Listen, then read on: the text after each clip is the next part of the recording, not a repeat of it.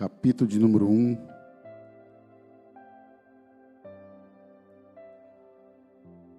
Carta do apóstolo Paulo aos Filipenses, capítulo de número 1, a partir do versículo 3. Carta do apóstolo Paulo aos Filipenses, capítulo de número 1, a partir do versículo 3. Uma palavra que Deus colocou no meu coração e eu quero entregar para a amada igreja nessa noite. A igreja achou? Diga amém. Que diz assim: dou graças ao meu Deus todas as vezes que lembro de vós, fazendo sempre com alegria oração por vós em todas as minhas súplicas, pela vossa cooperação no Evangelho desde o primeiro dia até agora. Tendo por certo isto mesmo, que aquele que em vós começou a boa obra a aperfeiçoará até ao dia de Jesus Cristo. Como tendo por justo, senti isto de vós todos, porque vos retenho em meu coração, pois todos vós fostes participantes da minha graça, tanto nas minhas prisões como nas minhas defesas e confirmação do Evangelho. Porque Deus me é testemunha das saudades que de todos vós tenho, em entranhável afeição de Jesus Cristo. E peço isto, que a vossa caridade aumente mais e mais em ciência e em todo o conhecimento, para que aproveis as coisas excelentes, para que sejais sinceros e sem escândalo algum até o dia de Cristo, cheios de frutos de justiça, que são por Jesus Cristo, para glória e louvor de Deus. Falar de Saulo é algo extremamente maravilhoso. É algo que nós devemos levantar e glorificar o nome santo do Senhor Jesus. Porque aqui nós vemos a grandeza que o Senhor Jesus, que o Senhor Espírito Santo fez na vida de Saulo. Um homem que decidiu sair de Jerusalém para ir até Damasco, perseguir os discípulos do Senhor. Um homem que tinha uma autorização do sacerdote para ali prender aqueles que resistissem, aqueles que fossem proclamar o nome do Senhor. Mas ele recebeu uma surpresa na entrada de Damasco. Aquele homem o Saulo foi com autorização, mas Deus ordenou ele algo muito interessante. É como se fosse assim, o nosso presbítero Reginaldo me autorizasse a fazer algo, e o nosso pastor Abraão Robson Ferreira chegasse e me parasse, e ordenasse: não pode fazer isso. A ordem não é essa. A ordem para a tua vida é pregar a minha palavra, é levantar líderes, é abrir igrejas, não é perseguir. E a Bíblia diz que quando Paulo, chamado Saulo, chega na entrada de Damasco, a Bíblia diz que um resplendor de luz do céu cerca Saulo juntamente com seus amigos. E a Bíblia diz que ele conhece a voz do Mestre. E ele fala assim, que subitamente, de repente, chega sobre ele esse resplendor de luz, e ele cai sobre a terra, prostra os seus pés, e fala assim: Saulo, Saulo, por que me persegues? Então nós podemos observar aí que Saulo não perseguia os discípulos de Jesus. Saulo estava perseguindo o próprio Jesus. Saulo perseguia o próprio Jesus e ele entra na causa. E o que eu acho mais importante nessa passagem é que a transformação que o nosso Senhor e Espírito Santo faz na vida de Saulo é muito tremenda. Porque quando Jesus chega nas nossas vidas, presbítero Igor Souza, nós temos que ser transformados. Nós temos que ser mudados. Porque se não fosse assim, não valeria a pena nós estar na presença do Senhor. E o Senhor Jesus faz de Saulo um grande pregador, um grande missionário, um grande adorador, um grande homem que levantou líderes para fazer a obra dele aqui na terra. E eu vejo aqui Saulo seguindo o exemplo do Senhor Jesus Cristo.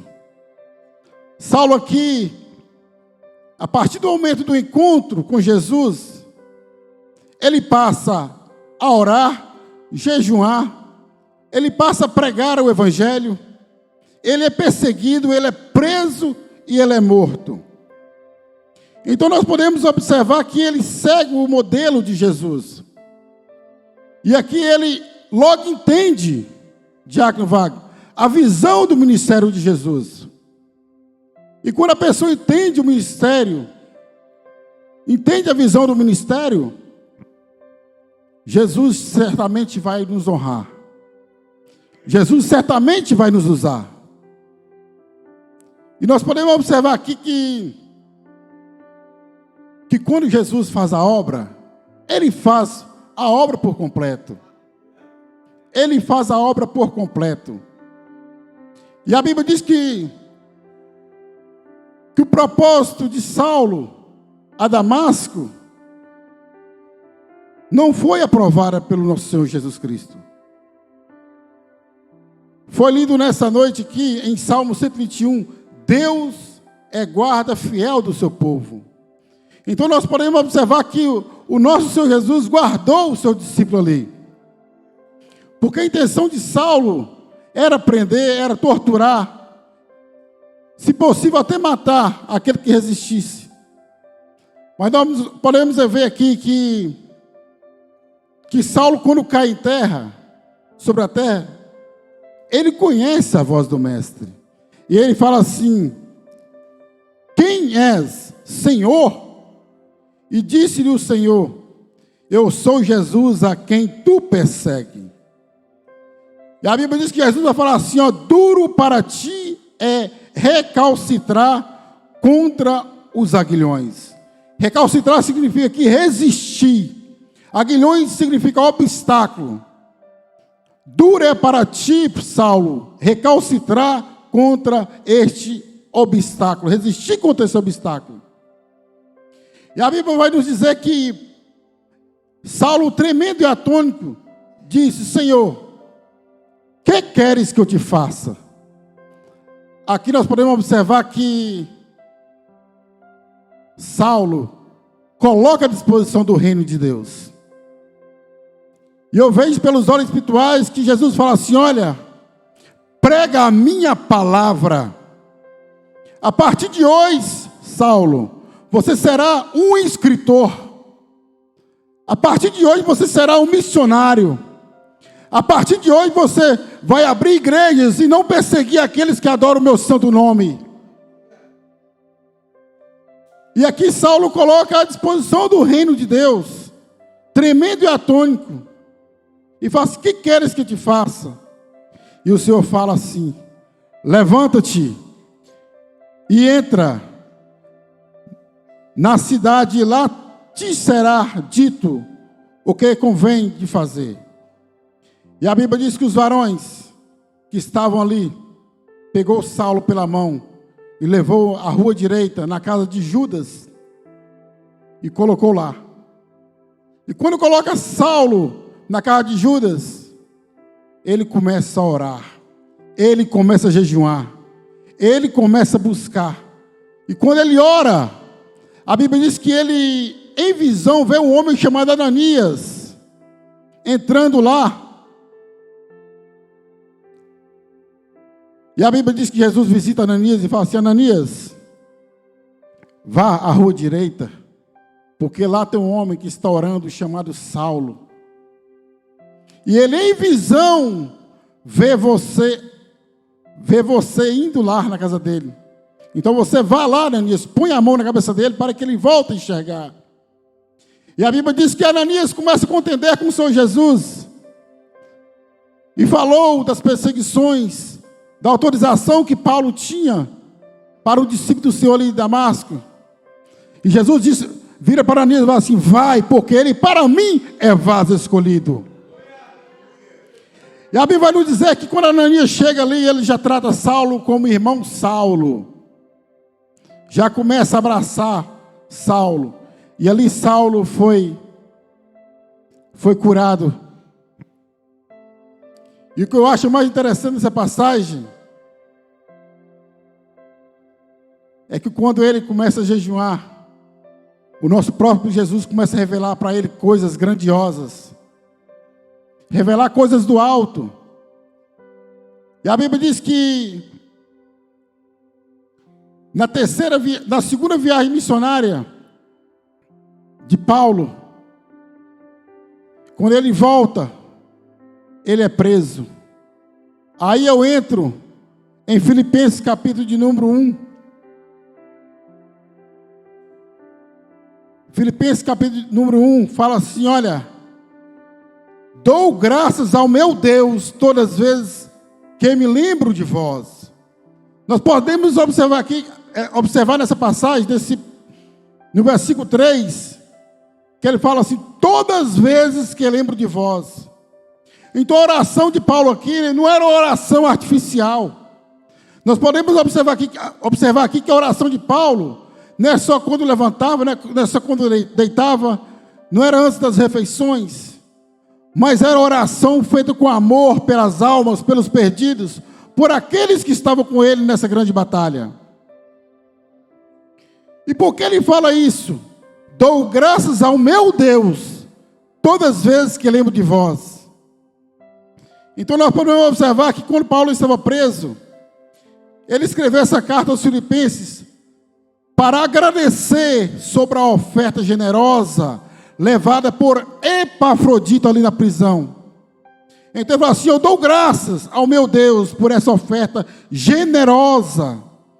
A Bíblia diz que a igreja de Filipos foi a primeira igreja a contribuir com Paulo quando ele esteve na prisão. Uma igreja que reconheceu a dor, que reconheceu a necessidade de Paulo ali naquela prisão. Mas por que esta oferta, sendo que ele estava preso? Quem sabe talvez era para comprar algo do seu, coisas do seu uso pessoal. Paulo ali não tinha dinheiro nenhum. E ele fala assim: ó, dou graças ao meu Deus pela sua oferta generosa, todas as vezes que lembro de vós. Então nós podemos observar aqui que Paulo escreveu essa carta para agradecer a Deus, cujo o portador era Epafrodito. E para que mais? E para informar o seu estado pessoal, que ele vivia naquela prisão. Para assegurar a igreja que o mensageiro por ela enviado, Epafrodito, cumpria fielmente a sua tarefa. Ele fala assim: olha, o Epafrodito da qual foi enviado, ele cumpriu fielmente a sua tarefa. E quando nós abrimos aqui em Filipenses 4,14, vamos ver aqui o que fala Filipenses 4,14. Todavia, fizestes bem em tomar parte na minha aflição. E bem sabeis, também vós, ó Filipenses, que no princípio do Evangelho, quando parti da Macedônia, nenhuma igreja comunicou comigo a respeito de dar e a receber, senão vós somente. Então nós podemos ver aí que a igreja de Filipe foi a única igreja a ajudar Paulo naquela época, quando ele estava na prisão. E fala assim: olha, para assegurar à igreja que o mensageiro por ela enviado, Epafrodito, cumpriu fielmente a sua tarefa e que não estava voltando antes do devido tempo. Em Filipenses 2:25, nós podemos observar que quando Epafrodito foi levar essa oferta generosa,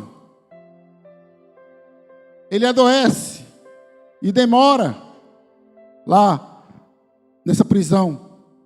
Foi trazer algo da igreja para Paulo. Olha o que fala o versículo 2 de Filipenses capítulo 25. Capítulo 2, versículo 25. Julguei, contudo, necessário mandar-vos Epafrodito, meu irmão, e cooperador e companheiro nos combates, e vosso enviado para prover as minhas necessidades. Então aqui Paulo tratava Epafrodito como irmão, como amigo, como cooperador dele no Evangelho.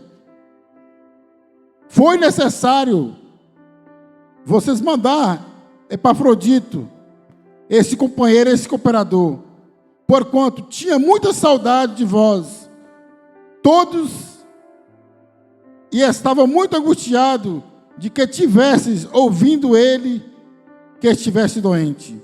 E de fato esteve doente e quase à morte, mas Deus se apiedou dele, e não somente dele, mas também de mim, para que eu não tivesse tristeza sobre tristeza. Por isso vos enviei mais depressa, para que, tendo outra vez, vos regozijeis, e eu tenha menos tristeza. Recebei-o, pois, no Senhor, com todo gozo, e tende-o em honra. Então, quando Epafrodito volta, o apóstolo Paulo fala assim: olha, receba Epafrodito aí, dai honra a esse servo, porque ele cumpriu fielmente essa tarefa. Ele fala assim: olha, enviei depressa para que, vindo outra vez, vós regozijeis, e eu tenha menos tristeza. Recebei-o, pois, no Senhor, com todo gozo, e tendo em honra, porque pela obra de Cristo chegou até bem próximo da morte, não fazendo caso da vida, para suprir para comigo a falta do vosso serviço. Então nós podemos observar aí que que esta carta foi escrita não devido ao problema da igreja de Filipos, porque a igreja de Filipos é uma igreja fervorosa, uma igreja temente a Deus. A Bíblia diz que o apóstolo Paulo coloca ali como cooperadores Silas, Timóteo e Lucas, para tomar a frente daquela obra. E nós podemos ver aqui que ali naquela igreja, como em todas as igrejas nos tempos de hoje, sempre há problemas, mas eram problemas menores, problemas fáceis de resolver. E a Bíblia diz que quando Epafrodito volta para Filipos, fala assim: ó, fala com aqueles irmãos, que ajude essas irmãs que está em discordância uma com a outra, que preserve a humildade, que esforce para conhecer melhor o Senhor, que conserve a unidade, a humildade, a comunhão e a paz. Então o apóstolo Paulo fala assim: olha, esforcem para conhecer melhor o Senhor, para levar os membros da igreja. Então o apóstolo Paulo fala assim: olha, esforce para que vocês levem os membros da igreja a conhecer melhor o Senhor, conservando a unidade, a humildade e a comunhão e a paz. Então nós podemos observar que nessa epístola Paulo trata de 3 problemas menores em Filipos. Primeiro, o desânimo dos crentes ali. Por que eles desanimaram? Porque quando Paulo foi preso, eles pensavam que Paulo ia ficar ali pouco tempo. E Paulo ficou ali muitos anos. E ali eles começaram a desanimar. E Paulo traz essa palavra de fortalecimento para a igreja. Esforçem, estejam unidos, sejam humildes, prega a palavra da verdade. E ele fala assim: olha, seja presente entre as igrejas por causa dos mestres judaicos e dos crentes de mentalidade terrena. Cuidado com aqueles que ficam nas igrejas, com os falsos profetas. Cuidado. Ele fala assim: olha, prega a minha palavra, não desvia desta lei, somente prega a minha palavra. E nós podemos ver aqui que no versículo 3, no capítulo 6, no versículo 6 aqui fala assim: tendo por certo isto mesmo, que aquele que em vós começou a boa obra, aperfeiçoará até o dia de Jesus Cristo. Olha, mantenha a boa obra, que Ele vai te aperfeiçoar. Mantenha a boa obra, sejam firmes, sejam constantes. Que aquele que começou a boa obra, fala o Espírito Santo, Ele vai te aperfeiçoar até a vinda de Jesus Cristo. Como tendo por justo, senti isto de vós todos, porque vos tenho em meu coração, pois todos vós fostes participantes da minha graça, tanto nas minhas prisões, como na minha defesa e confirmação do Evangelho. Porque Deus é minha testemunha das saudades que de vós tenho, e afeição em Cristo Jesus. Ele fala assim: ó, Deus sabe, Deus é testemunha, quanta saudade eu tenho de vós. Deus sabe como eu tenho orado por vós. Deus sabe como eu tenho lembrado de vós a cada dia. Ou então, aqui nós podemos observar que Paulo sentia alegria em orar pelos irmãos de Filipos. Fazendo sempre com alegria oração por vós, todas as vezes, em todas as minhas súplicas, pela vossa cooperação no Evangelho, desde o primeiro dia até agora. Então nós podemos observar aqui que Paulo tinha testemunho do povo ali de Filipos. O povo estava ali firmes, constantes, sólidos na obra de Deus. O povo estava ali pregando e buscando a presença de Deus. E quando nós vemos aqui a palavra alegria, eu quero dizer, amada igreja, que a alegria é a parte integrante da nossa salvação em Cristo. Você pode ter a certeza que todo crente alegre, ele é salvo em Cristo Jesus. Eu estive falando aqui essa semana, nós não podemos deixar a alegria ser destruída pela tristeza, pela dor, pela angústia, pela perseguição. Paulo aqui, mesmo perseguido, mesmo preso, ele mantinha alegre, ele mantinha fortalecendo o povo de Deus ali em Filipos. A Bíblia diz aqui que a alegria está associada à salvação que Deus concede em Cristo e com a palavra de Deus. Alegria, como deleite na presença de Deus e nas bênçãos da redenção, não pode ser destruída pela dor, pelo sofrimento, pela fraqueza, nem por circunstâncias difíceis. Você sabe por quê, meus irmãos? Não pode ser? Porque se nós for deixar a alegria ser destruída pela dor, pelo sofrimento, nós está dizendo, Diácono Vá, que nós não confiamos no Deus que nós servimos. Nós não estamos satisfeitos com aquilo que Deus tem colocado em nossas mãos. Por isso que nós não podemos deixar a alegria, a tristeza tomar conta do nosso coração, da nossa alma. A alegria tem que prevalecer na vida do crente fiel. A alegria tem que fazer parte das nossas vidas. Porque se não tivermos alegria, com certeza nós vamos dar legalidade para o inimigo entrar e fazer o que ele quer conosco. Então fala assim, eu vejo aqui uma passagem muito interessante aqui em Jeremias. Jeremias capítulo 15, versículo 16, que diz assim: achando-se as tuas palavras, logo as comi, e a tua palavra foi para mim o gozo e alegria no meu coração. Porque pelo teu nome me chamo, ó Senhor, Deus dos exércitos.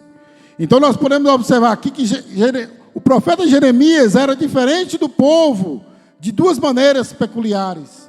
A primeira maneira é que ele amava a palavra de Deus. Ele era diferente do mundo. Amava a palavra do Senhor, era alegre e deleite para o seu coração. Um sinal evidente que Jeremias tinha é de que somos filhos de Deus. É um amor intenso à palavra de Deus. Quando nós somos filhos de Deus, irmãos, nós temos um amor intenso por essa palavra. Porque a palavra de Deus alegra o nosso coração. A palavra de Deus preenche todo o nosso vazio, toda a nossa angústia, toda a nossa dor. E nós podemos ver que o profeta Jeremias, ele amava. A Bíblia disse aqui, olha, eu comi, achando as tuas palavras, logo as comi. E a tua palavra foi para mim gozo de alegria no meu coração. Foi prazeroso ler a tua palavra.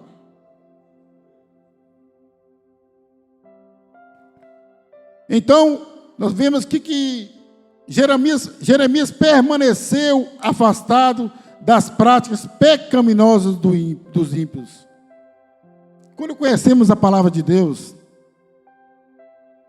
as práticas pecaminosas deste mundo nós afastamos, porque nós não sentimos prazer em estar no mundo, nós não sentimos a vontade de estar fazendo, nós não sentimos fazer a vontade do mundo, quando nós estamos com a palavra implantada em nossos corações.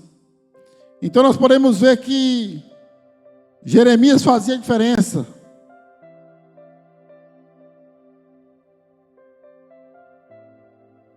Voltando lá no verso 8, fala assim: porque Deus é testemunha da saudade que eu tenho de vós, em entranhável afeição de Jesus Cristo.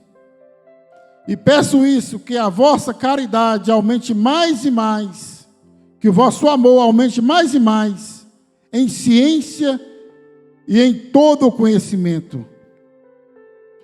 Aqui eu vejo que, quando o Senhor Jesus encontra com Saulo, que ele faz a obra por completo, eu vejo aqui que ele faz algo de extraordinário na vida de Paulo, do apóstolo Paulo.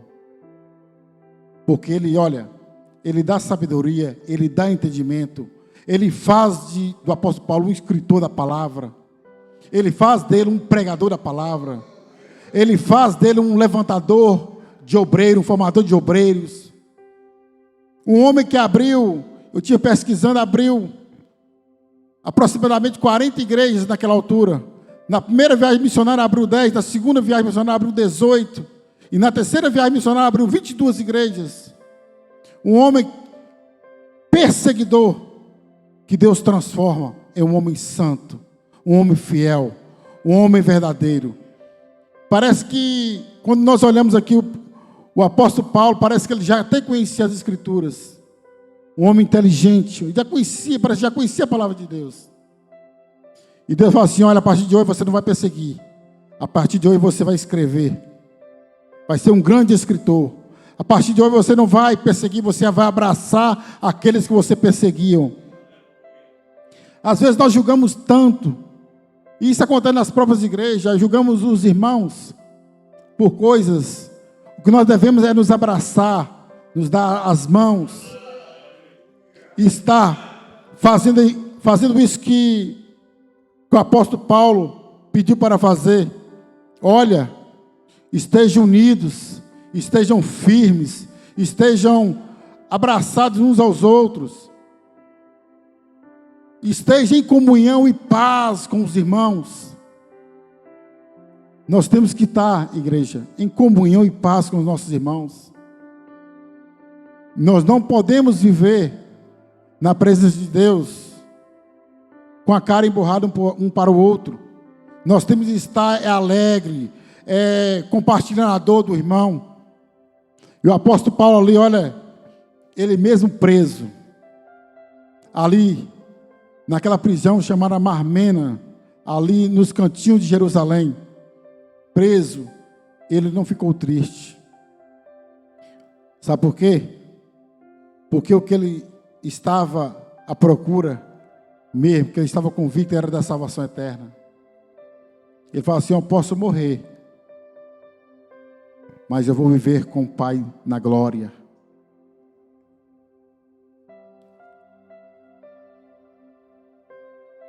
Olha o que ele fala aqui no versículo 3, no capítulo 3, verso 13: irmãos, quanto a mim, não julgo que haja alcançado, mas uma coisa faço, e é que, esquecendo-me das coisas atrás, ficam e avançando para as que estão diante de mim. Prossigo para o alvo, pelo prêmio da soberania, vocação de Deus em Cristo Jesus. Então nós podemos observar aqui que Paulo aqui se acha como um atleta, um vencedor. Ele não vê ele aqui como um perdedor. O que fala aqui, ó? Paulo se acha como um atleta numa corrida, esforçando-se e correndo o máximo, totalmente concentrado no que faz, a fim de não ficar aquém do alvo que Cristo estabeleceu para a sua vida. Então Paulo estava procurando aqui, olha, se esforçar ao máximo, se dedicar ao máximo, porque ele queria, sabe o quê? Alcançar o alvo. Que alvo era esse? A salvação eterna. E nós devemos estar correndo, ser um atleta como Paulo, se esforçando, esquecer das coisas que ficaram para trás. Paulo esqueceu daquilo que passou com ele, mas ele olhava Jesus como alvo. Ele queria chegar até o fim. Por que às vezes nós temos parado no meio da caminhada? Porque nós temos às vezes muitos, quando chega a uma certa altura, para no meio da caminhada e não prossegue. O que Paulo está falando aqui, olha, eu vou prosseguir, eu vou fazer o meu máximo, o meu melhor para alcançar o alvo. O alvo aqui significa a salvação eterna. A salvação eterna.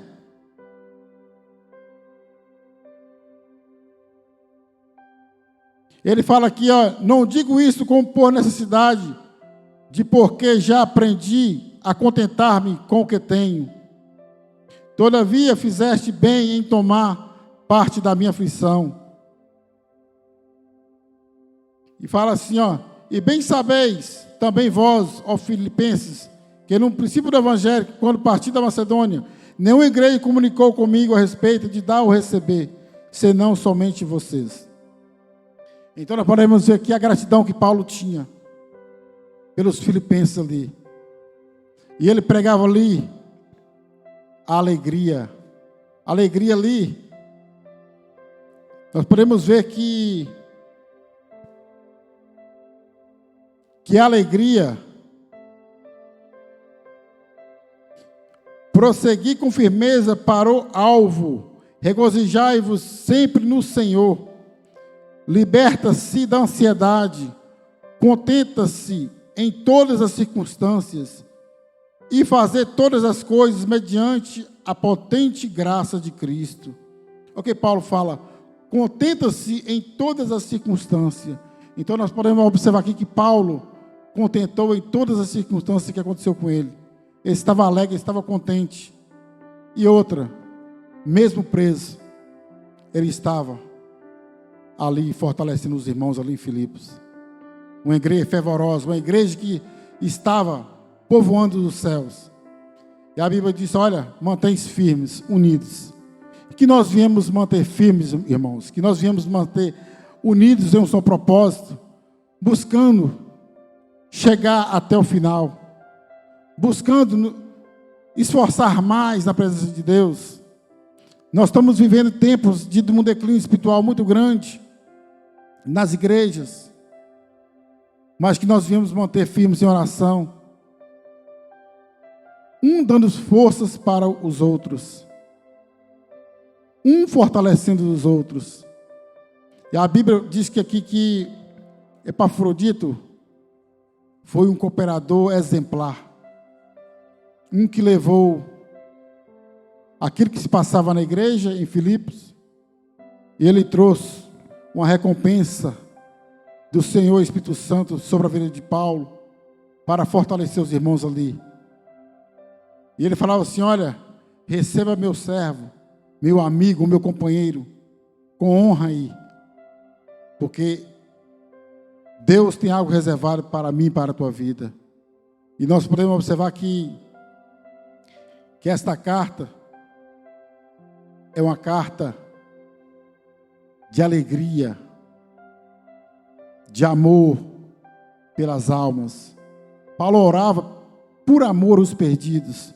Paulo tinha o prazer de lembrar de todos ali na igreja de Filipos, com alegria.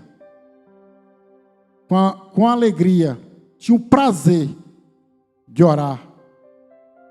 Que nós viemos colocar o prazer de orar pelos nossos irmãos a cada dia, lembrando de todos, das crianças, dos membros dos congregados, dos visitantes, do corpo de obreiro, dos pastores, dos evangelistas, dos cooperadores, por aqueles que estão atrás de uma câmara. Vamos orar um pelos outros, para que nós possamos ser igrejas fortalecidas em Cristo Jesus. Amém? Quero pedir mais a igreja para se pôr de pé.